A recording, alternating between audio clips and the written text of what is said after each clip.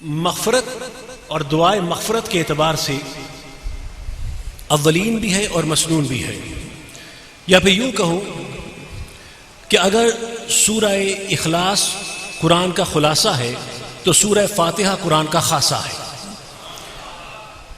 یا پھر یوں کہوں کہ اگر سورہ فاتحہ ایک سوال ہے تو باقی کا تمام قرآن اس سوال کا جواب دیتا ہوا نظر آتا ہے، یا پھر اگر یہ سورہ فاتحہ ایک دعا ہے تو باقی کا تمام قرآن اس دعا کے پیچھے آمین کہتا ہوا نظر آتا ہے۔ تو صاحبان جی وقار، اس سورہ فاتحہ کی نصف تا آخر آیات میں میرے پروردگار نے لوگوں کو یہ دعا سکھلائی کہ لوگوں اپنے اللہ سے یہ دعا مانگو کہ الہی ہدایت عطا فرما صراط مستقیم کی جانب، اور یہ رستہ ان لوگوں کا رستہ ہے جو تیرے انعام یافتہ بندے ہیں، جو معتوب نہیں ہوئے، جو بھٹکے ہوئے نہیں ہیں۔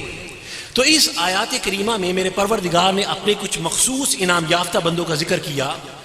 جب اللہ انہیں اپنے خصوصی انعامات سے نوازتا ہے تو فوراً صراط مستقیم کی طرف چل پڑتے ہیں۔ توجہ ہے آپ کی؟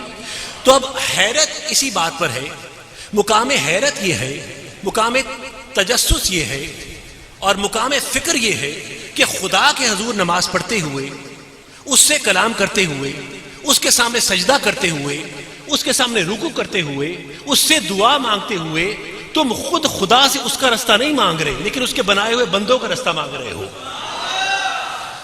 تو وہی خدا جب انسان کو یہ دعا سکھلا رہا ہے کہ مجھ سے یہ مانگو رستہ کہ جو میرے انعام یافتہ بندوں کا رستہ ہے، تو صاحبان ذی وقار مقام تمہید میں یہ جاننا ضروری نہیں کہ آخر وہ انعامات ہیں کون سے جو خدا اپنے ان پاک بندوں کو عطا کرتا ہے، جس کو ملتے ہیں وہ فوراً صراط مستقیم کی طرف چل پڑتا ہے۔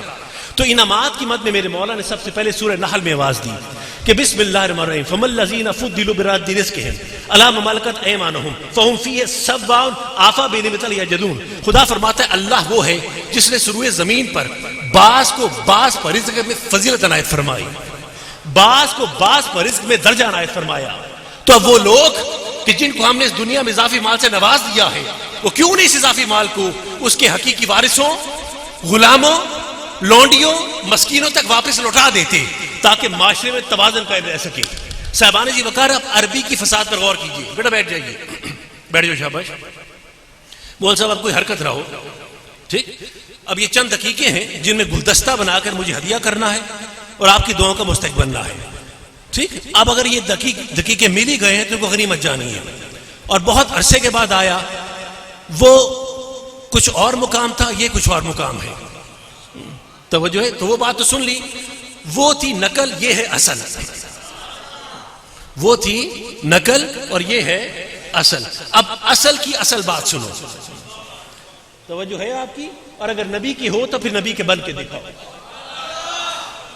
تو خدائے پروردگار فرماتا ہے کہ اللہ وہ ہے جس نے سروئے زمین پر بعض کو بعض پر رزق میں فضیلت عنایت فرمائی، بعض کو بعض پر رزق میں درجہ عنایت فرمایا۔ تو اب وہ لوگ کہ جن کو ہم نے اضافی مال سے نوازا ہے، وہ کیوں نہیں اس اضافی مال کو اس کے حقیقی وارثوں، غلاموں، مسکینوں تک واپس لوٹا دیتے تاکہ معاشرے میں توازن قائم رہ سکے۔ دیکھیے عربی کی فصاحت پر غور کیجیے۔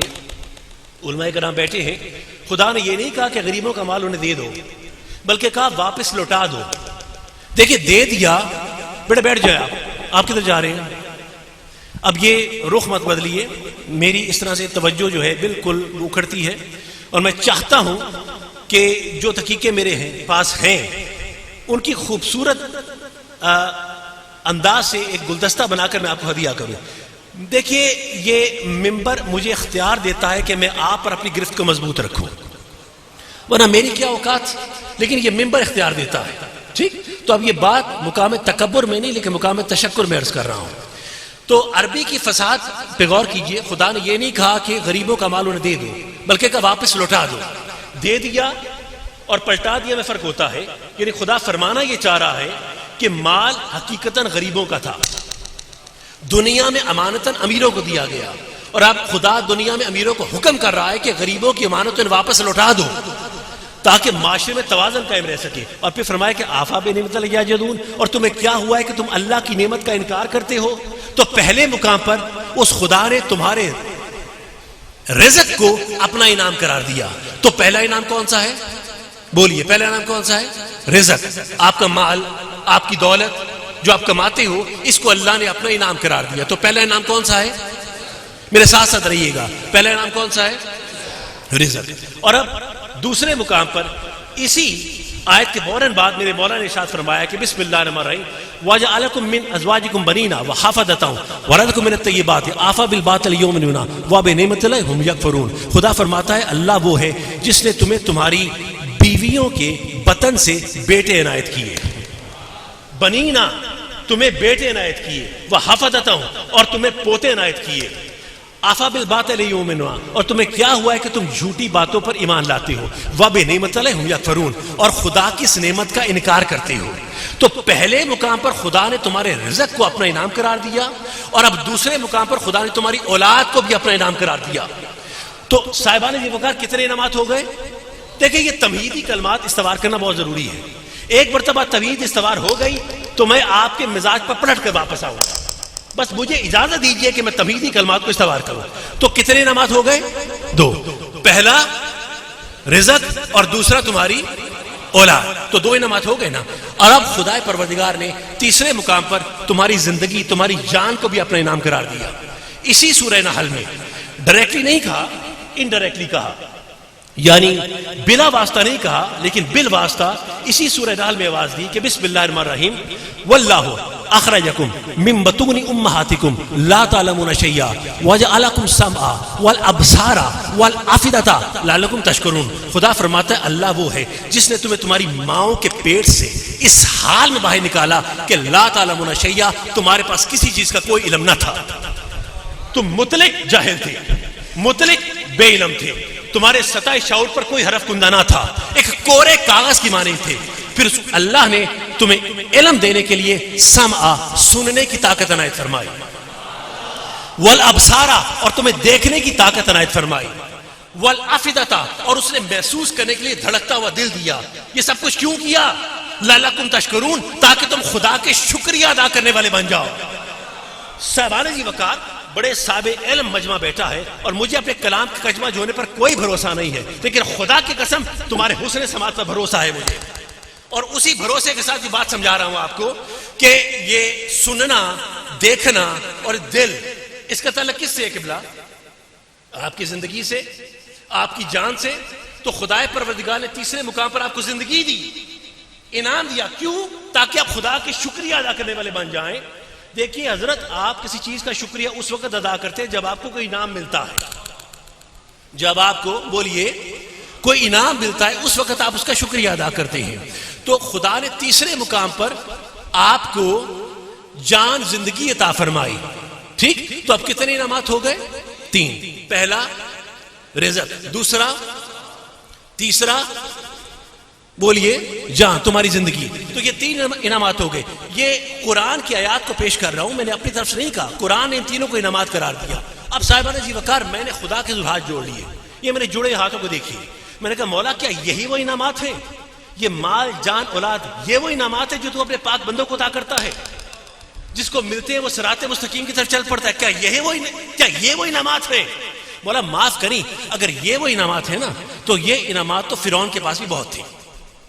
یہ مال، جان، اولاد، یہ انعامات تو بولیے فرعون کے پاس بھی بہت تھے.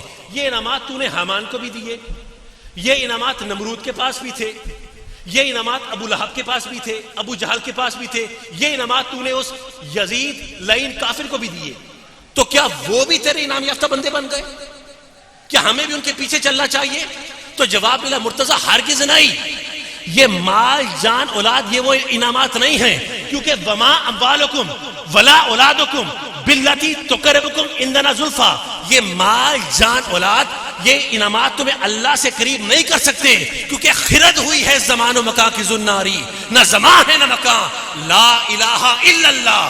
یہ مال و دولت دنیا، یہ رشتہ و پیوند، بتانے وہم و گما. لا الہ. یہ مال، جان، اولاد، یہ انعامات تمہیں اللہ سے قریب نہیں کر سکتے. توجہ ہے آپ کی؟ یہ مال، جان، اولاد، یہ انعامات تمہیں اللہ سے قریب بولیے نہیں کر سکتے. اس کا مطلب یہ تمام دنیاوی انعامات ہیں. یہ محفل میلاد ہے نا، یہ محفل میلاد ہے نا، تو آپ میرے ساتھ ساتھ رہیے.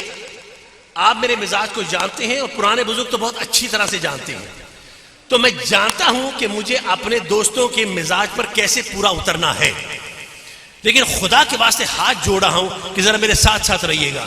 تو یہ مال، جان، اولاد، یہ تمام انعامات تمہیں اللہ سے براہ راست قریب نہیں کر سکتے۔ اس کا مطلب یہ تمام دنیاوی انعامات ہیں۔ کیوں حضرت؟ یہ بولیے کیا ہے؟ یہ دنیاوی انعامات ہیں، یہ مال، جان، اولاد، اور خدا فرماتا ہے یہ تمہیں اللہ سے قریب نہیں کر سکتی۔ اس کا مطلب کہ اللہ نے اس کے علاوہ بھی کوئی انعامات رکھے ہوں گے جو اپنے مخصوص بندوں کے لیے رکھے ہیں، جس کو ملتے ہیں تو فوراً صراط مستقیم کی طرف چل پڑتا ہے۔ تو کوشچن پیدا ہوتا ہے کہ یہ دوسرے انعامات کون سے ہیں؟ پہلے انعامات تو پتہ لگ گئے نا، جو دنیاوی انعامات ہیں، مال، جان، اولاد۔ تو کوشچن پیدا ہوتا ہے کہ یہ دوسرے انعامات کون سے ہیں جو اللہ اپنے پاک بندوں کو دیتا ہے، جس کو ملتے ہیں وہ فوراً صراط مستقیم کی طرف چل پڑتا ہے۔ تو اب تک قرآن کا سہارا لا ہے نا، تو اب بھی قرآن سے پوچھتے ہیں کہ قرآن تو بیان کر کہ وہ انعامات کا گروہ دوسرا کون سا ہے جو تو اپنے پاک بندوں کے لیے مخصوص رکھتا ہے۔ تو جاؤ جا کے دیکھنا، سورہ لقمان میں آواز دی کہ بسم اللہ الرحمن الرحیم وَأَسْبَغَ عَلَيْكُمْ نِعَمَهُ ظَاهِرَةً وَبَاطِنَةً۔ خدا فرماتا ہے ہم نے دنیاوی نعمتوں کے علاوہ کچھ روحانی نعمتیں بھی رکھی ہیں۔ دیکھیے، میں حضرات ذی وقار کوئی سسی پنو کا قصہ نہیں سنا رہا آپ کو، یا کوئی ہیر رانجھا کی داستان نہیں سنا رہا، یہ وہ ہیر سنا رہا ہوں جو میرے خدا نے اپنے حبیب کے لیے لکھی ہے۔ یہ قرآن میں وہ ہیر سنا رہا ہوں آپ کو جو اللہ نے اپنے حبیب کے لیے رکھی ہے۔ سن رہے ہو میری بات کو؟ تو سورہ لقمان میں آیا کہ وَأَسْبَغَ عَلَيْكُمْ نِعَمَهُ ظَاهِرَةً وَبَاطِنَةً۔ خدا فرماتا ہے ہم نے دنیاوی نعمتوں کے علاوہ کچھ روحانی نعمتیں بھی رکھی ہیں۔ اس کا مطلب وہ دوسرا گروہ روحانی نعمتوں کا ہے کہ جس کو ملتی ہیں وہ فوراً صراط مستقیم کی طرف چل پڑتا ہے۔ توجہ ہے آپ کی توجہ ہے؟ یہ پیچھے والے بھی سن رہے ہیں میری بات کو، ذرا غور سے سنیے گا، مجھے کہیں لے کر جانا ہے آپ کو۔ تو پہلا گروہ ہے دنیاوی انعامات کا، دوسرا گروہ ہے روحانی انعامات کا، اور یہ روحانی انعامات وہ ہیں کہ جن کو ملتے ہیں وہ فوراً صراط مستقیم کی طرف چل پڑتا ہے۔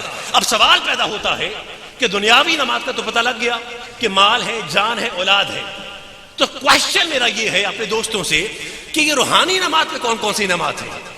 حضرت ابھی آپ کو پتہ لگ جائے، ہمیں پتہ لگ جائے تو ہم بھی انہیں حاصل کریں اور خدا کے پاک بندوں میں شامل ہو جائیں۔ دل کرتا ہے نا آپ کا؟ تو کوشچن یہ ہے کہ وہ روحانی انعامات ہیں کون سے؟ اگر ہمیں پتہ لگ جائے تو ہم بھی اسے حاصل کر کے خدا کے پاک بندوں میں شامل ہو جائیں۔ تو ابھی میں بیان کرتا ہوں روحانی نعمتوں کے بارے میں ابھی، لیکن مجھے صرف 1 منٹ کا وقفہ دے دیجیے، 1 منٹ کی بریک دے دیجیے۔ میں ایک سوال اپنے انتہائی ذیشہ اور مجمع کے سپرد کرنا چاہتا ہوں۔ میرا سوال ہے کہ وہ خدا قادر مطلق ہے، وہ ہے نا، وہ سب کچھ کرنے پہ قادر ہے، کوئی چیز بعید نہیں، اسے دور نہیں ہے، وہ سب کچھ کر سکتا ہے، ناممکن کو ممکن کرتا ہے، ممکن کو ناممکن کرتا ہے۔ وہ چاہتا تو سارے انعامات کو اپنے قرب کا وسیلہ بنا سکتا تھا، ایسے ہی ہے، ٹھیک کہہ رہا ہوں نا میں آپ کو؟ وہ چاہتا تو سارے انعامات کو اپنے قرب کا وسیلہ بنا سکتا تھا، پر اس نے ایسا نہیں کیا۔ اس نے انعامات کے 2 گروہ بنا دیے، ایک کو کہا یہ دنیاوی ہے، ایک کو کہا یہ روحانی ہے، ایک کو کہا کہ براہ راست میرے قرب کا وسیلہ نہیں ہے، دوسرے کو کہا کہ وہ وسیلہ بنتے ہیں۔ تو اس کی وجہ کیا ہے؟ خدائے پروردگار کے ہر زیر و زبر میں حکمت ہوتی ہے۔ اس نے یہ انعامات کے 2 گروہ کیوں بنائے؟ بس یہ بات سنو اور مجھے آگے بڑھنے کی اجازت بخشو۔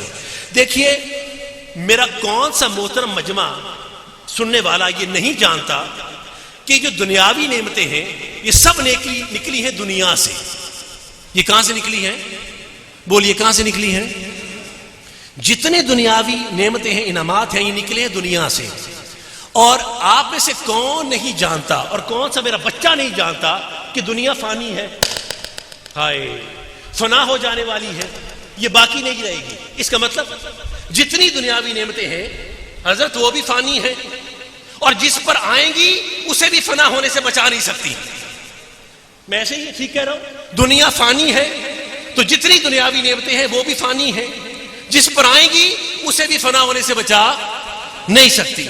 ٹھیک، مثال کے طور پر مال ایک دنیاوی نعمت ہے، اربوں خربوں کا حلال کا روپیہ اکٹھا کر لو، لیکن تمہارا مال بھی تمہیں فنا ہونے سے بچا نہیں سکتا۔ کیوں؟ کیونکہ خود فانی ہے، جس پر آئے گا اسے بھی فنا ہونے سے بچا نہیں سکتا۔ تمہاری اولاد ایک دنیاوی نعمت ہے، 10-12 لڑکے حلال کے پیدا کرو، ساری فرما بردار اولاد ہو، تمہاری نیک اولاد ہو، مطہر اولاد ہو، باشریت ہو با طریقت ہو، لیکن تمہاری نیک اولاد بھی تمہیں فنا ہونے سے بچا نہیں سکتی. کیوں؟ کیونکہ خود فانی ہے. جس پر آئے گی اسے بھی فنا ہونے سے بچا نہیں سکتی. تمہاری صحت بھی ایک فانی نعمت ہے. کھا کھا کے ڈھول ہو جاؤ یا باڈی بلڈر بن جاؤ یا تمہاری 900 سال کی عمر ہو جائے تو تمہاری اچھی صحت، لمبی عمر بھی تمہیں فنا ہونے سے بچا نہیں سکتی، کیونکہ خود فانی ہے. جس پر آئے گی اسے بھی فنا ہونے سے بچا نہیں سکتی. تو جتنی دنیاوی نعمتیں ہیں وہ سب کی سب فانی ہیں. جس پر آئے گی اسے بھی فنا ہونے سے بچا نہیں سکتی. اس کے برعکس روحانی نعمتیں نکلی ہیں روح سے. سنیو جاگ رہے ہو؟ روحانی نعمتیں نکلی ہیں روح سے. اور میرا کون سا محترم سننے والا یہ نہیں جانتا کہ خدا نے فرمایا کہ ثم استوى ونفخ فیہ من روحی، اور پھر فرمایا ونفخت فیہ من روحی، کہ یہ جو روح تمہارے اندر ہے یہ اللہ کی پھونک کا نتیجہ ہے. میں ٹھیک کہہ رہا ہوں؟ یہ جو روح آپ کے اندر ہے یہ اللہ کی پھونک کا نتیجہ ہے. تو جب اللہ کی پھونک ہوگی تو پھر فانی نہیں ہوگی، لا فانی ہوگی. اگر اللہ کی پھونک ہے تو پھر اللہ کی پھونک فانی تو نہیں ہے، پھر لا فانی ہے. اس کا مطلب جتنی روحانی نعمتیں ہیں وہ بھی لا فانی ہیں. جس پر آئیں گی اسے بھی لا فانی بنا دیں گی. میں بات واضح کر سکا؟ دنیاوی نعمتیں نکلی ہیں دنیا سے، فانی ہیں. جس پر آئیں گی اسے فنا ہونے سے بچا نہیں سکتی. روحانی نعمتیں نکلی ہیں روح سے جو کہ لا فانی. تو جس پر آئیں گی اسے بھی لا فانی بنا دیں گی. اب آپ کو پوچھنے کا حق ہے کہ شاہ صاحب اب تو بیان کر دیجئے کہ وہ روحانی نعمتیں کون کون سی ہیں. تو میں کہوں گا بہت مرتبہ آپ نے علماء کرام سے سنا ہے. ایک مرتبہ مرتضیٰ فقیر سے سنتے چلیے کہ میرے مولا نے فرمایا کہ بسم اللہ الرحمن الرحیم من یطع اللہ ورسولہ فاولئک مع الذین انعم اللہ علیہم من النبیین والصدیقین والشہداء والصالحین. یعنی حسین کی شہادت بھی روحانی نعمت، علی کی ولایت بھی روحانی نعمت، میرے صدیق کی صداقت بھی روحانی نعمت، میرے مصطفیٰ کی نبوت بھی روحانی نعمت. تو اب اگر کوئی ملا تم سے پوچھے کہ ہم میں اور نبی میں فرق کیا ہے، وہ ہم جیسا، ہم نبی جیسے صرف بڑے بھائی کی طرح ہیں، اس سے زیادہ مقام نہ دینا ورنہ بدعت ہو جائے گی، شرک ہو جائے گا. تو کہنا ملا زیادہ فرق نہیں، صرف اتنا کہ تجھ پر نعمت جسمانی ہے اس لیے تو فانی ہے، میرے مصطفیٰ پر نعمت روحانی ہے اس لیے وہ لا فانی ہے.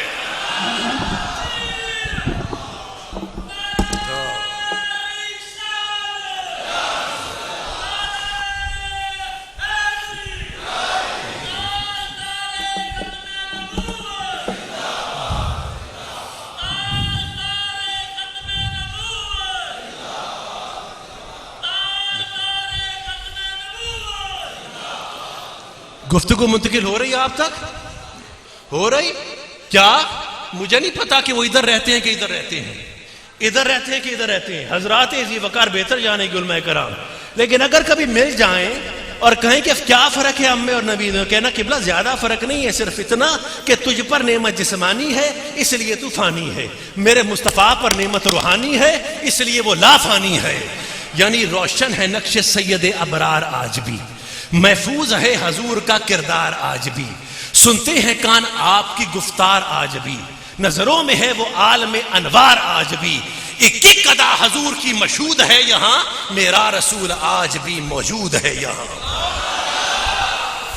میرا رسول آج بھی موجود ہے یہاں. اہدنا الصراط المستقیم، الہی ہدایت عطا فرما صراط مستقیم کی جانب. یہ گفتگو ہو رہی منتقل آپ تک؟ بس زیادہ دقیقے نہیں ہیں، گنے چوئے دقیقے ہیں جن میں مجھے خوبصورت گفتگو آپ کے سامنے بیان کر کے مجھے رخصت ہو جانا ہے. اس لیے اس انداز سے بیان کروں گا کہ میرا 4 سال کا بچہ بھی سمجھ لے کہ مرتضیٰ فقیر کیا کہہ رہا ہے. ٹھیک ہے؟ تو اب اتنا آسان کر کے اس کو بیان کروں گا. اہدنا الصراط المستقیم، الہی ہدایت عطا فرما صراط مستقیم کی جانب. تو جتنے انعام یافتہ بندے ہیں وہ سب کے سب صراط مستقیم کی طرف چلتے ہیں. تو صراط مستقیم بذات خود کتنا بڑا انعام ہے. جتنے انعام یافتہ بندے سب کے سب صراط مستقیم کی طرف چلتے ہیں. تو سوچئے کہ صراط مستقیم بذات خود کتنا بڑا انعام ہے. تو اتنا بڑا انعام ہے تو پھر کوشچن پیدا ہوتا ہے صراط مستقیم ہے کیا؟ بولیے یہ صراط مستقیم ہے کیا؟ کہ سارے انعام یافتہ بندے وہ سب اس کی طرف چلتے ہیں، تو یہ ہے کیا؟ تو اب تک قرآن کا سہارا رہا ہے نا، تو اب بھی قرآن سے پوچھو۔ تو میرے مولا نے ارشاد فرمایا کہ ان ربی علی صراط مستقیم، تمہارا اللہ صراط مستقیم پر ہے، تمہارا خدا بولیے صراط مستقیم پر ہے۔ اس کا مطلب جتنے انعام یافتہ بندے جب صراط مستقیم کی طرف چلتے ہیں تو در حقیقت وہ خدا کی طرف چلتے ہیں۔ تو ثابت ہوا کہ اللہ کا قرب حاصل کرنا یہ کائنات کا سب سے بڑا انعام ہے۔ اللہ کا قرب حاصل کرنا یہ کائنات کا سب سے بڑا انعام ہے۔ توجہ ہے آپ کی؟ اب قبلہ ایک کوشچن ہے اور میرے علماء کرام دائیں بائیں بیٹھے ہوئے ہیں اور میں ان سے یہ مسئلہ حل کرانا چاہتا ہوں۔ حضرت میری رہنمائی فرمائے، میرا مسئلہ حل کر دیجئے۔ وہ اللہ ہے، ٹھیک، اس کا اپنا بنایا ہوا قانون ہے کہ حصے اس کا ادراک نہیں کرتی۔ میں ٹھیک کہہ رہا ہوں؟ بولیے نا کہ حصے اس کا ادراک، ہماری آنکھیں اس کو دیکھ نہیں سکتی، ہمارے کان اس کو سن نہیں سکتے، اور وہ کہتا ہے کہ میں صراط مستقیم پر کھڑا ہوں، ٹھیک، اور تم میری طرف چلو۔ ایسے ہی ہے۔ سوال پیدا ہوتا ہے کہ مولا تو ہے کدھر کہ ہم تیری طرف چلیں؟ سامنے کی طرف چلے، ہم لیفٹ پہ چلے، رائٹ پہ چلے، آگے چلے، پیچھے چلے، کس طرف چلے؟ تو کدھر ہے؟ ہمیں نظر نہیں آتا، اور ہم نے صراط مستقیم کی طرف چلنا ہے، تو ہے کہاں؟ کدھر پائیں؟ تیرا اپنا بنایا ہوا قانون ہے کہ تو کبھی مخلوق میں نہیں آتا، اور اگر مخلوق خالق تک پہنچ جائے تو مخلوق مخلوق نہیں رہتی۔ تو ہم وہ نفس رکھتے ہیں کہ جس کو صراط کرنے والا پانی ہدایت ہے، اور انسان کا ایک فطری تقاضا ہے کہ اس کو رہنمائی حاصل کرنے کے لیے کوئی عملی نمونہ چاہیے جس کو دیکھ کر اس کے پیچھے چل سکے۔ میں ٹھیک کہہ رہا ہوں قبلہ؟ تو میرا سوال یہ ہے کہ مولا تو کہتا ہے کہ تو صراط مستقیم پر ہے اور ہم نے تیرے پیچھے آنا ہے، تو کدھر ہے تو؟ ہمیں نظر کیوں نہیں آتا؟ ہم کیسے تیرے پیچھے آئیں؟ تو حضرات ذی وقار، حضرات ذی شعور، حضرات ذی تدبر، ہماری فکر، ہماری سوچ، ہمارا منطق، ہمارا طرز استدلال ہمیں یہ سمجھنے پر مجبور کرتا ہے کہ ایک ایسی ہستی کا وجود ضروری ہے جس کا چلنا خدا کا چلنا ہو، جس کا اٹھنا خدا کا اٹھنا ہو، اس کی کال خدا کی کال ہو، اس کا حال خدا کا حال ہو، اس کی چال خدا کی چال ہو، اس کی گفتار خدا کی گفتار ہو، اس کا قرار خدا کا قرار ہو، اس کی پیکار خدا کی پیکار ہو۔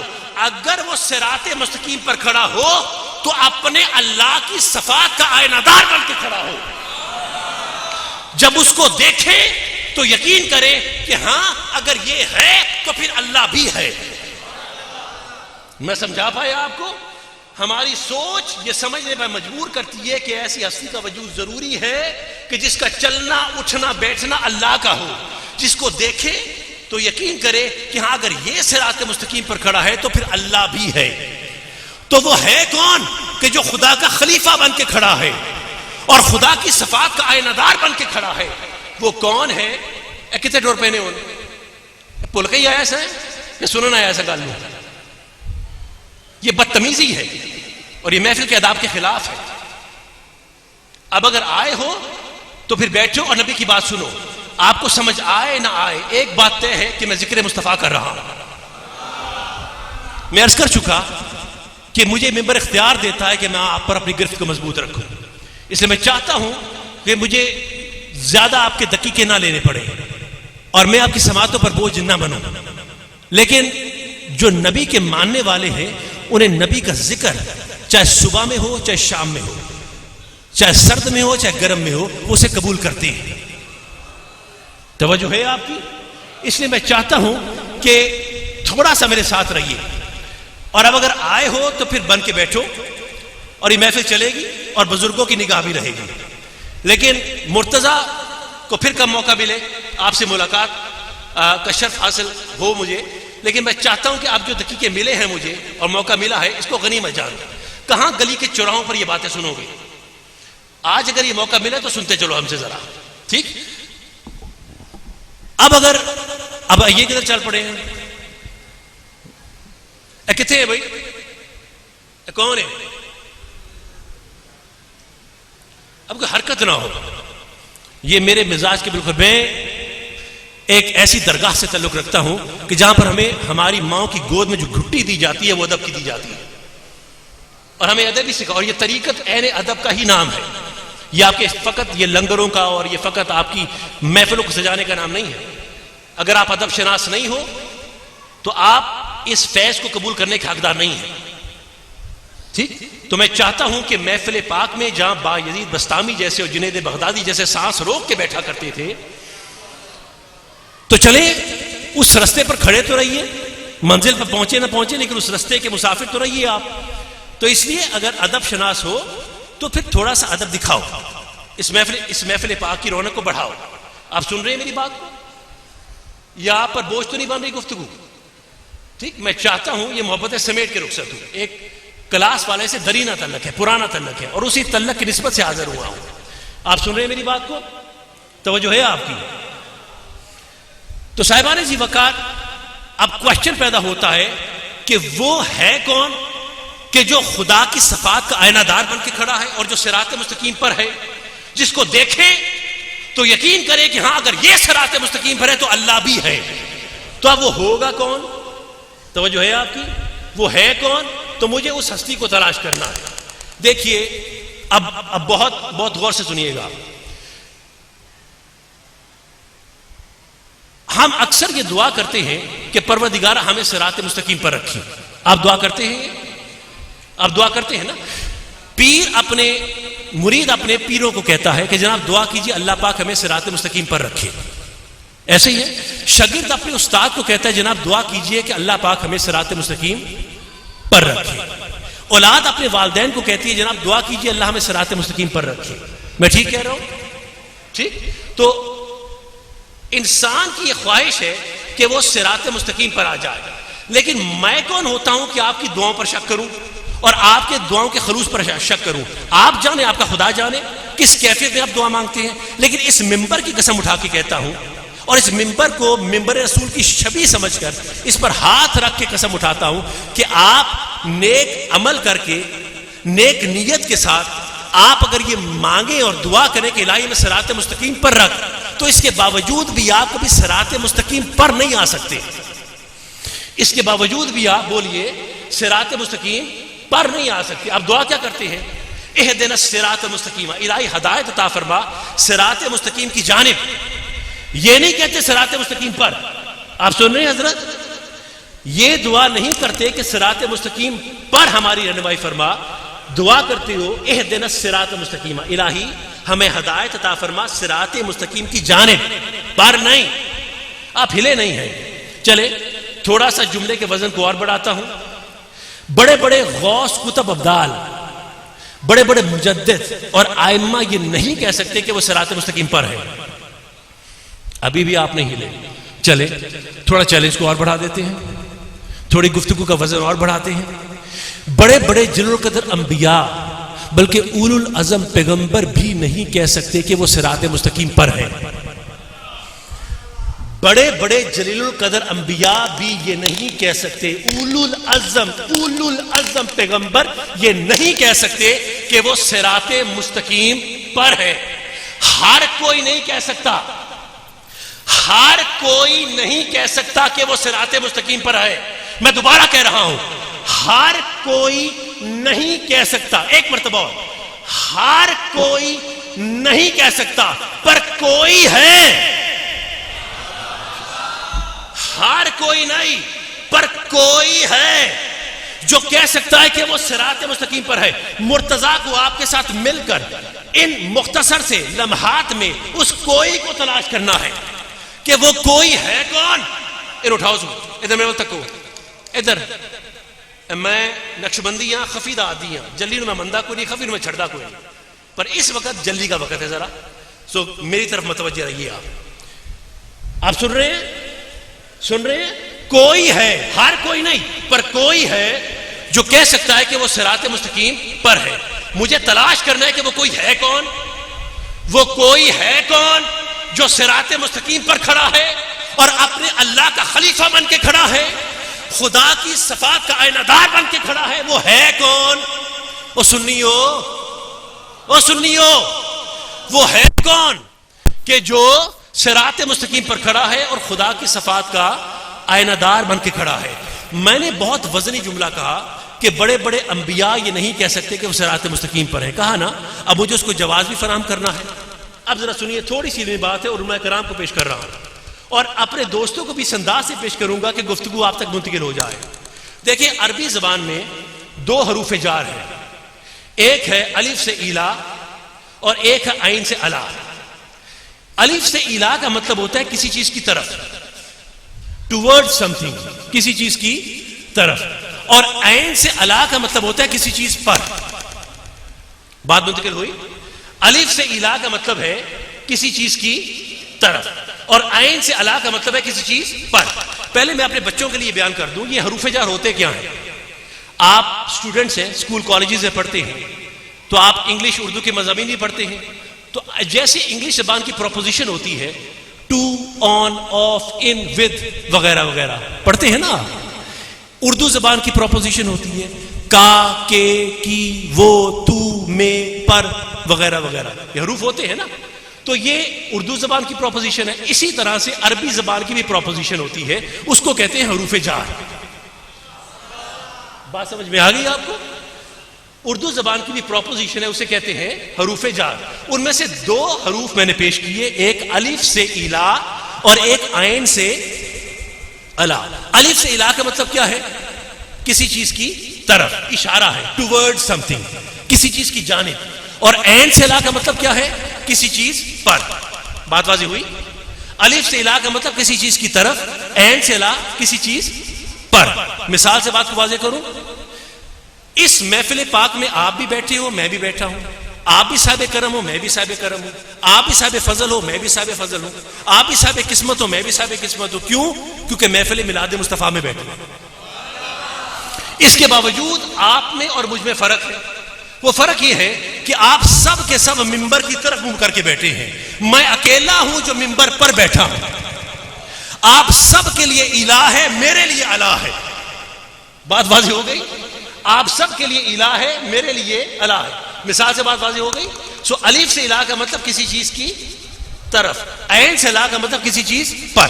اب میں نے کیا کہا کہ بڑے بڑے انبیاء یہ نہیں کہہ سکتے کہ وہ صراط مستقیم پر ہیں. کہا نا, جاؤ جا کے دیکھنا سورہ نحل کی غالباً آیت 120 یا 121 بسم اللہ کے فرق کے ساتھ, جہاں پر میرے مولا نے ابراہیم علیہ السلام کا ذکر کیا. جانتے ہو نا ابراہیم کو, درود ابراہیمی کے مخاطب اول ہیں, میرے نبی کے جد امجد ہیں, خدا کا گھر زمین پہ بناتے ہیں, بیابوں کے زمین کو آباد کرتے ہیں, بیٹے اسماعیل کی قربانی دیتے ہیں, آتش نمرود میں کود جاتے ہیں, اور خدا نے جب تمام ازمائشوں میں ازما لیا تو فرمایا قال انی جاعلک للناس اماما, جب ہم نے تجھے لوگوں پر امام بنا دیا.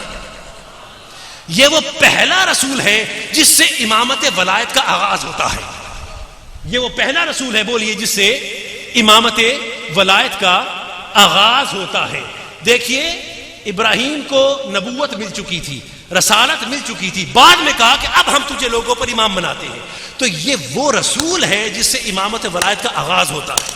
بات واضح ہوئی؟ اب خدا پروردگار نے اس سورہ نحل کی آیت 20 یا 121 پر میرے مولا نے ابراہیم کے فضائل بیان کیے, اور بیان کرنے کے بعد ایک جملہ لکھ دیا کہ بسم اللہ الرحمن الرحیم اجتباہ وحداہ الہ صراط مستقیم.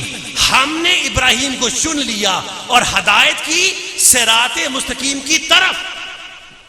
الہ صراط مستقیم, الا نہیں, الف سے الہ صراط مستقیم. ابراہیم صراط مستقیم پر نہیں ہے, صراط مستقیم کی طرف ہے.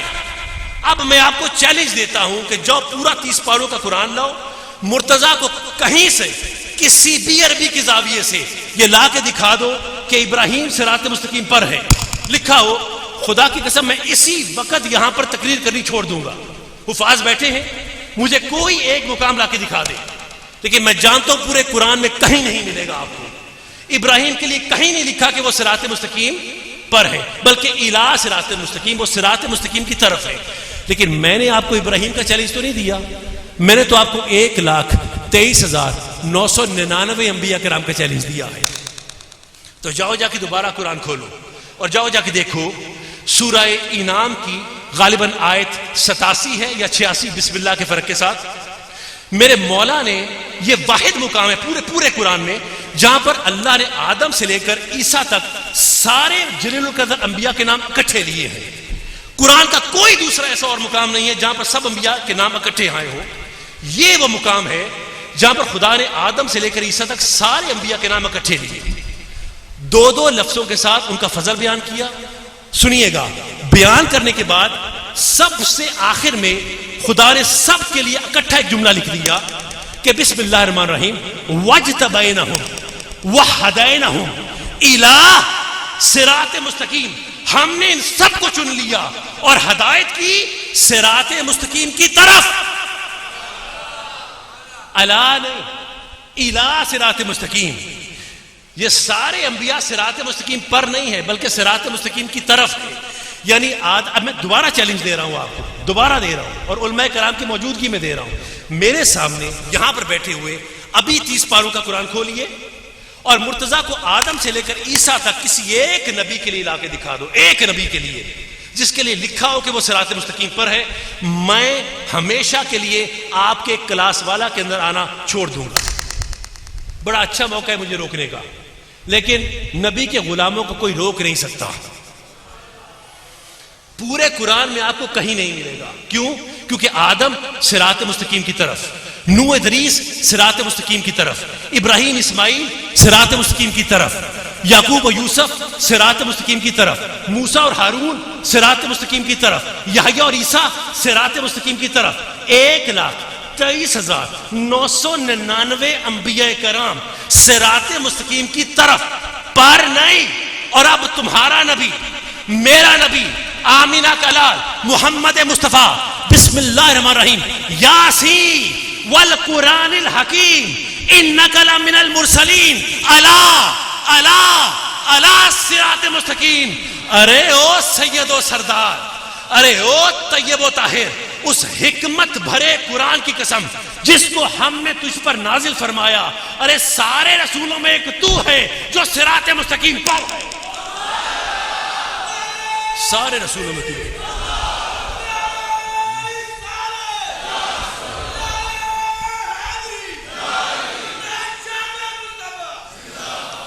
میں نے کہا ارے او یاسین, سارے رسول, یاسین والقرآن الحکیم انک لمن المرسلین علی صراط مستقیم. ذرا تیور تو دیکھو. ارے او سید و سردار, ارے او طیب و طاہر, اس حکمت بھرے قرآن کی قسم جس کو ہم نے تجھ پر نازل فرمایا, سارے رسولوں میں ایک تو ہے جو صراط مستقیم پر ہے. یعنی میرا نبی قدم رکھتا جاتا ہے, پیچھے صراط مستقیم بنتی جاتی ہے. میرا مصطفیٰ قدم رکھتا جاتا ہے, پیچھے صراط مستقیم بنتی جاتی ہے.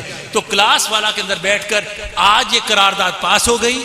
ایک قرارداد اس دن پاس کی تھی, ایک قرارداد آج پاس کرتا ہوں کہ سنیو, صراط مستقیم کچھ بھی نہیں, میرے مصطفیٰ کے قدموں کے نشانات ہیں. جتھے یار پب رکھدا اوتھے اگدا سرودا بوٹا, جہاں یار کی ادا وہاں خدا کی رضا. ٹھیک, تو صراط مستقیم ہے میرے نبی کے قدموں کے نشانات. تو حضور ہے صراط مستقیم پر. تو اللہ کا لفظ کس کے لیے آیا؟ میرے مصطفیٰ کے لیے. بولیے کس کے لیے آیا؟ حضرت میں آپ کو اپنے پیر کا ایک قول سناؤں. حضرت مجدد الفسانی, میں مجددی ہوں الحمدللہ, نقشبندی ہوں, مجددی ہوں. میرے مجدد الفسانی مکتوبات امام ربانی میں فرماتے ہیں کہ ہمیں جو فیض نبوت ملتا ہے وہ بوسیلہ جناب صدیق اکبر ملتا ہے. توجہ کر رہے ہیں آپ؟ ہمیں کہاں سے ملتا ہے فیض نبوت؟ جناب صدیق اکبر سے ملتا ہے. اور فیض ولایت کہاں سے ملتا ہے؟ وہ بوسیلہ مولا مشکل کشا ملتا ہے, وہ شیر خدا سے ملتا ہے, علی پاک سے ملتا ہے. یہ ہم مجددیوں کا عقیدہ ہے اور سنیوں کا بھی یہی عقیدہ ہے. میں ٹھیک کہہ رہا ہوں؟ اب مجھے اپنے پیر کے قول کو یہاں پر بیان کرنا ہے. سنیے, نبی ہے صراط مستقیم پر, سن لیا. اب سنو, حضرت امام حسن عسکری ائمہ اہل بیت کے 11ویں امام رضی اللہ تعالیٰ عنہ, اور ہمارے بھی امام, بولیے ہمارے بھی, حضرت امام حسن عسکری رضی اللہ تعالیٰ عنہ ائمہ اہل بیت کے 11ویں امام, ہمارے بھی امام ہیں. ان کی تفسیر ہے تفسیر حسن عسکری. کیا ہے تفسیر حسن عسکری. اب اس تفسیر کا میں حوالہ پیش کرنا چاہتا ہوں، لیکن ایک بات تو بتائیے، یہ کتنے میرے دوست ہیں جن کو ان 12 اماموں کے نام آتے ہیں؟ ٹھیک، چیز ہماری تھی، فار گرانٹڈ لیا، بے قدری کی، غیروں کے سپرد کر دیا. یہ جو نبی کے پیارے ہیں نا، سب ہمارے ہیں. میرے مجدد پاک فرماتے ہیں کہ کسی کو اس وقت تک مرتبہ ولایت میں سے رتی برابر حصہ بھی نہیں مل سکتا جب تک کہ 12 اماموں کی ولایت اور غوث واق کی ولایت پر ایمان نہیں لاتا. اس کو رتی برابر حصہ بھی نہیں مل سکتا. اور جن کو آتے ہیں نا، ان کو ترتیب کا پتہ نہیں ہے. یہ بھی کبھی موضوع ہے، اس کو بیان کریں گے. پر جو نبی کے پیارے ہیں سب ہمارے ہیں. نبی کے پیارے ہیں سب بولے، نبی کے جو پیارے ہیں سب ہمارے ہیں. تو تفسیر امام حسن عسکری سے، یہ معروف تفسیر ہے، بڑے بڑے مدارس کے اندر پڑھائی جاتی ہے یہ تفسیر حسن عسکری. میں اس کے اندر سے ایک چھوٹا سا اقتباس پیش کر رہا ہوں. سنیے ذرا غور سے سننا. امام پاک فرماتے ہیں کہ جب اللہ نے نبی کو حکم دیا ہجرت کا کہ اگر مکے کی زمین تنگ کر دی گئی ہے تو مدینہ ہجرت کر جا، تو میرا کملی والا مصطفیٰ سب سے پہلے گیا اپنے برادر علی کے پاس اور جا کے فرماتے ہیں، علی کیا تو اس بات پر راضی ہے کہ آج کی رات تو میرے بستر پر نفس محمد بن کے لیٹ جائے؟ تو میرے بستر پر نفس محمد بن کے لیٹ جائے، اور اگر لوگ میرے قتل کا ارادہ کرے تو میری جگہ تو قتل کر دیا جائے. کیا تو راضی ہے؟ علی نے کہا یا رسول اللہ میں راضی ہوں، یا رسول اللہ میں راضی ہوں.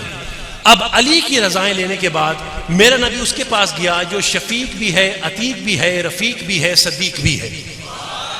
میرا نبی گیا اپنے یار کوثار کے پاس، یار پیکار کے پاس، یار غار کے پاس، یار میزار کے پاس. میرا نبی گیا اپنے یار صدیق کے پاس. تفسیر کے الفاظ ہیں امام حسن عسکری کے. وہ فرماتے ہیں، سنیے گا آگے الفاظ سنیے. رسول خدا نے فرمایا کہ صدیق کیا تو اس بات پر راضی ہے کہ آج سفر میں میرا رفیق بن جائے؟ نہ صرف یہ بلکہ جن وباؤں میں اور تکلیفوں میں گرفتار ہوں ان میں تو بھی گرفتار ہو جائے. تو راضی ہے؟ نہ صرف یہ بلکہ میری وجہ سے تیرے قبیلے والے تجھ پر سرکشی کے تانے لگائیں. کیا تو راضی ہے؟ نہ صرف یہ بلکہ میری وجہ سے تیرے گھر والوں پر مصائب ڈھائے جائیں. کیا تو راضی ہے؟ تو تفسیر امام حسن عسکری کے الفاظ ہے کہ میرے صدیق اکبر، میرے پیشوا طریقت کی آنکھوں سے موٹے موٹے آنسو آ گئے، ٹپ ٹپ ٹپ ٹپ آنسو بہنے لگے. اور صدیق فرماتے ہیں حضور سے کہ یا رسول اللہ صدیق کا حال کیا پوچھتے ہیں؟ صدیق کا جینا، صدیق کا مرنا، صدیق کا اٹھنا، صدیق کا بیٹھنا، صدیق کی نمازیں، قربانیاں، یا رسول اللہ سب کا سب آپ کے لیے. وہ جو قرآن کی آیت ہے نا، کل ان صلاتی و نسکی و محیای و مماتی للہ رب العالمین، وہی سنا دیا کہ یا رسول اللہ میرا حال کیا پوچھتے ہیں، جو کچھ ہے حضور سب آپ کا ہے.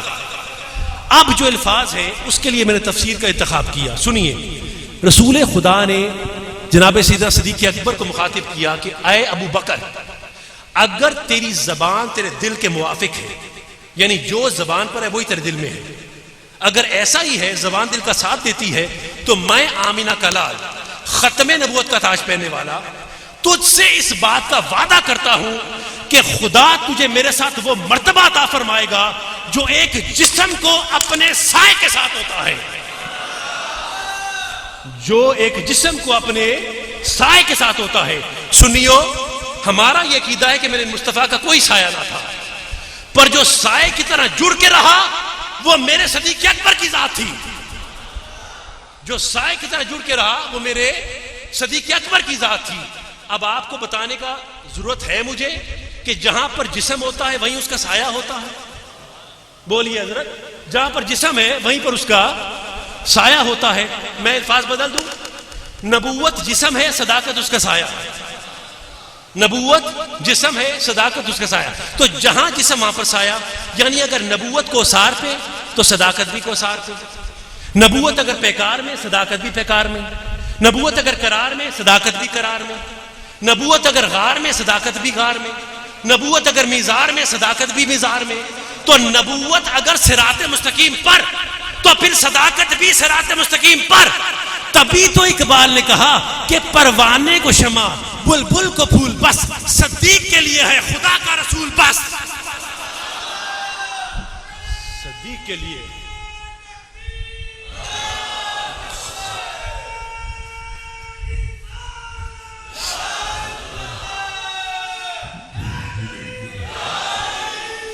سن لیا آپ نے؟ تو اب میرے مرشد کا پہلا جملہ ٹھیک ہو گیا، میرا نبی ہے صراط مستقیم پر، میرا صدیق بھی ہے صراط مستقیم پر. ٹھیک، بات واضح ہو گئی. اب میں آپ کو روک رہا ہوں. میں نے تھوڑی دیر پہلے ایک جملہ کہا تھا کہ صرف قرآن مجید میں اللہ کا لفظ میرے مصطفیٰ کے لیے آیا. میں نے کہا تھا حضرت آپ نے بھی سنا، علماء کرام سنا، آپ نے سنا بیٹا، آپ نے سنا تھا کہ قرآن مجید میں اللہ کا لفظ صرف میرے مصطفیٰ کے لیے آیا. خدا کی قسم میں نے غلط کہا تھا، میں نے غلط کہا تھا، قصداً جان کے غلط کہا تھا. کیوں؟ اسی وقت کے لیے میں نے یہ بات غلط کہی. ایک اور ہے جس کے لیے قرآن مجید میں اللہ کا لفظ آیا کہ وہ بھی صراط مستقیم پر ہے. سننا چاہو گے کون ہے؟ سنیو، سننا چاہو گے کون ہے؟ جاؤ جا کے دیکھنا سورہ نحل آیت 76 یا 77، بسم اللہ کے فرق کے ساتھ. بسم اللہ الرحمن الرحیم.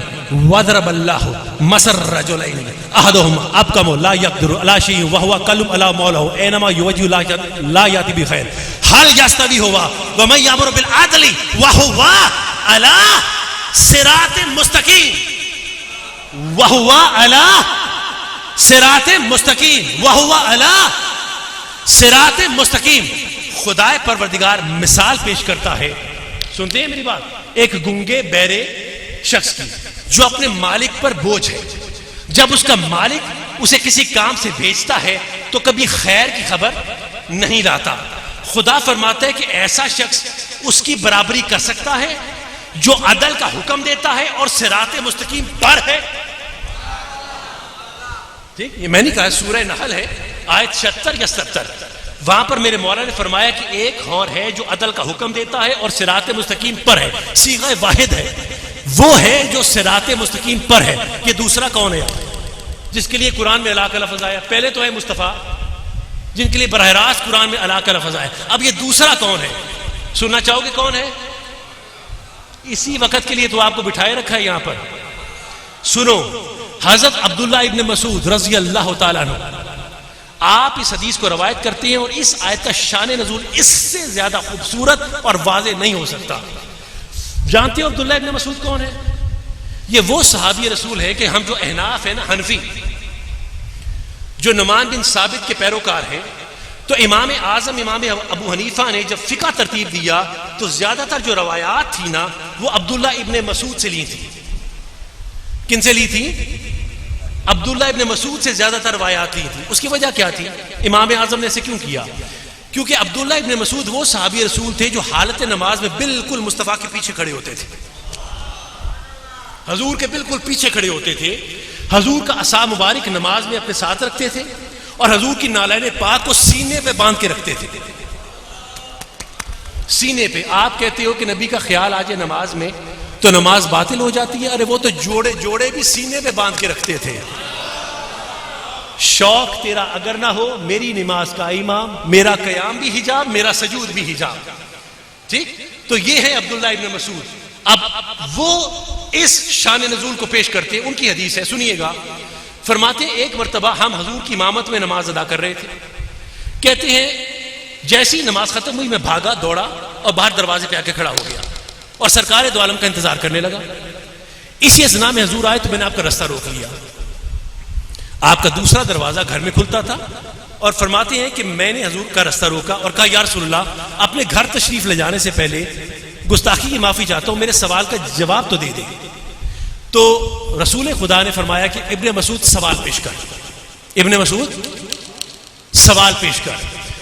تو ابن مسعود سوال کرتے ہیں کہ یا رسول ہم یہ تو جانتے ہیں کہ قرآن میں آپ ہیں جو صراط مستقیم پر ہے، اللہ کا لفظ، پر یہ نحل کے اندر یہ دوسرا کون ہے؟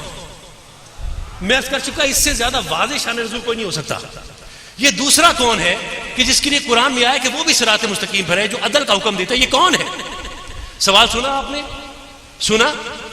اب کیا ہوتا ہے کہ جیسے ابھی یہاں سے ایک دوست اٹھا تھا، اب یہ بچہ اٹھا ہے، انہوں بہت تھلے بھیجے تھے، ہاں پریشان ہو گیا، ابھی جانے دیتا ہوں آپ کو میں. یہ اٹھا، میری توجہ اکھڑ گئی، ہوا نا، پہلے بھی ایک اٹھا تھا، توجہ اکھڑ گئی، گرم سرد سنایا، جیسے بھی سنا لیا، اللہ قبول کرے، اللہ قبول کرے. لیکن میری توجہ اکھڑی ہے نا. پھر میں نے دیکھا کون ہے، اچھا لڑکا ہے، بھول کے آ گیا، یہ ویسے ہی آیا ہے، ٹھیک ہے، کچھ نے کہا یہ ہے وہ ہے. تو اکثر جب آپ کبھی محفل میں بیٹھے ہوتے ہیں، کوئی شخص نیا داخل ہو یا کبھی اٹھ کے جائے تو آپ کی توجہ اکھڑ جاتی ہے نا. بولیے، آپ تسلی کہتے کون ہے، چودھری صاحب ہے، سید صاحب ہے، پیر صاحب ہے، مولانا صاحب ہے، یا انصاری صاحب ہے، بٹ صاحب ہے، کون ہے؟ جب پتہ لگ جاتا ہے، تسلی ہوتی ہے، الیک سلیک ہوتا ہے، تو اس کے بعد دوبارہ گفتگو شروع ہو جاتی ہے. ہوتا ہے کہ نہیں ہوتا؟ جس دن کا واقعہ پیش کر رہا ہوں اس دن بھی ایسا ہوا، جس دن کا میں واقعہ پیش کر رہا ہوں اس دن بھی ایسا ہی ہوا. ادھر ابن مسعود نے سوال کیا، یا رسول اللہ وہ دوسرا کون ہے جس کے لیے قرآن میں اللہ کا لفظ آیا؟ تو مسجد سے علی پاک تشریف لائے، باہر نکلے، ان کی توجہ اکھڑ گئی، انہوں نے دیکھا کون آئے، اچھا تاجدار حلتا آئے ہیں، شیر خدا آئے ہیں، مشکل کشا آئے ہیں، فاطمہ کے شور نامدار آئے ہیں، حسنین کے بابا آئے ہیں، میرے مصطفیٰ کے برادر آئے ہیں، علی مرتضیٰ آئے ہیں. جب تسلی کر لی تو پھر واپس پلٹے، اچھا یا رسول اللہ میرے سوال کا جواب دیجئے، وہ دوسرا کون ہے جس کے لیے قرآن میں اللہ کا لفظ آیا ہے؟ تو حضور کے چہرے پر ہلکی سی مسکراہٹ آئی اور فرماتے ہیں ابن مسعود اپنی آنکھ سے دیکھتا ہے پھر پوچھتا ہے کون ہے. اپنی آنکھ سے دیکھتا ہے پھر پوچھتا ہے کون ہے. ارے وہی علی ہے جس کے بارے میں کہنے والے نے کہا کہ آئینہ خانے اسے عکس جلی کہتے ہیں، لے جائے عشق میں ولیوں کا ولی کہتے ہیں. حرف حرف پڑھا میں نے تو معلوم ہوا کہ کل دین محمد کو علی کہتے ہیں.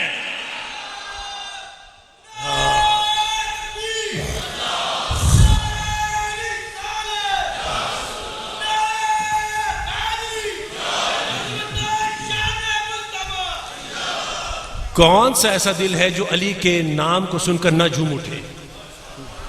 آئینہ خانے اسے عکس جلی کہتے ہیں، لے جائے عشق میں ولیوں کا ولی کہتے ہیں. حرف حرف پڑھا میں نے تو معلوم ہوا کہ کل دین محمد کو علی کہتے ہیں. تو علی ہیں جو صراط مستقیم پر ہے. آپ کے لیے اللہ کا لفظ آیا ہے قرآن پاک میں. میرے مجدد پاک کا قول پورا ہو گیا، میرے مجدد پاک کا قول پورا ہو گیا. یعنی نبی صراط مستقیم پر، میرا صدیق صراط مستقیم پر، میرا علی صراط مستقیم پر. جملہ بدل دوں، نبوت صراط مستقیم پر، صداقت صراط مستقیم پر، ولایت ان بہت علی. ادھر میرے بل تکو وضو جڑتا ہے کتے اے میں ادھر ہاں، ادھر میرے بل تک آخری، ادھر میرے بل تک کتے. میں گستاخی کی معافی چاہتا ہوں اگر میری وجہ سے آپ کے وضو پر بھار پڑ رہا ہے، لیکن میں اس کی ذمہ داری لیتا ہوں. خدا پوچھے تو مجھے پوچھے، لیکن اس مقام پر بیٹھ کر یہ گفتگو کو سنتے چلیے. بس یہ دقیقے ان کو مکمل ہونے دیجیے. نبوت صراط مستقیم پر، صداقت صراط مستقیم پر، ولایت صراط مستقیم پر. 3 مرتبے ہو گئے.